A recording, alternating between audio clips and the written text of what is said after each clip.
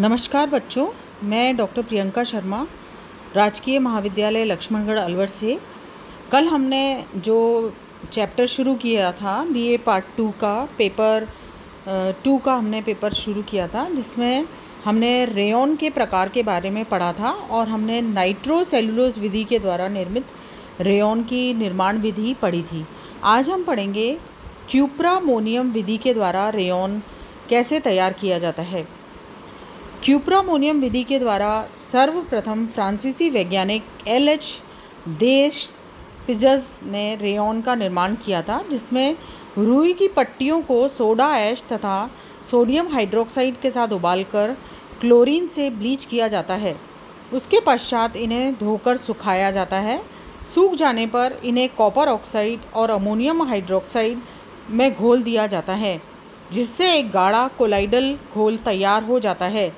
इस गाढ़े घोल को स्पिनरेट के मोटे व्यास वाले छिद्रों से होकर गुजारा जाता है। इस तरह रेयॉन का मोटा धागा तैयार हो जाता है। अब इन्हें खींचकर लंबा बनाया जाता है। खींचकर धागे काटने की प्रक्रिया शीशे के शंकुकार बर्तन में होती है। यहाँ नियंत्रित ताप पर मृदु जलधारा प्रवाहित की जाती है।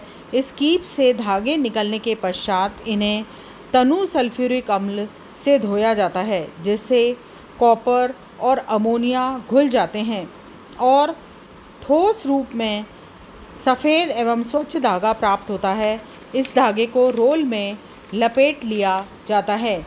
इस विधि से अत्यंत सूक्ष्म और बारीक लचकदार सुंदर रेयॉन के धागे तैयार होते हैं। रेयॉन के धागे से बने वस्त्रों में अद्भुत ढंग से ड्रेप करने की क्षमता होती है। अगली विधि है विस्कोस विधि द्वारा रेयॉन का निर्माण।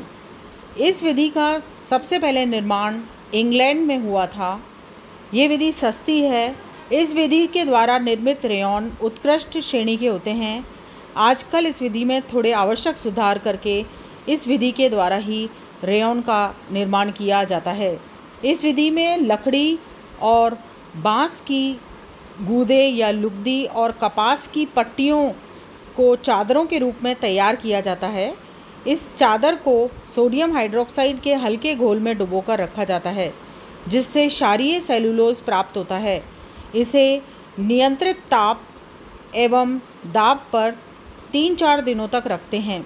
इसके बाद इसमें तरल कार्बन डाइसल्फाइड मिलाया जाता है, जिससे एक्संथेट सेलुलोज में ये बदल जाता है। इसके पश्चात ये टुकड़ों में ही रहता है। इन टुकड़ों को पुनः सोडियम हाइड्रोक्साइड के हल्के घोल में डालते हैं, जिससे इसका गाढ़ा घोल तैयार हो जाता है। इसे छानकर इसकी अशुद्धियों को दूर किया जाता है। उसके पश्चात छने हुए घोल को स्पिनरेट के छिद्रों से गुजारा जाता है, जिससे ये कड़े होकर अविरल लंबाई के रेशों के रूप में बदल जाते हैं और रेयॉन का धागा तैयार हो जाता है। धन्यवाद।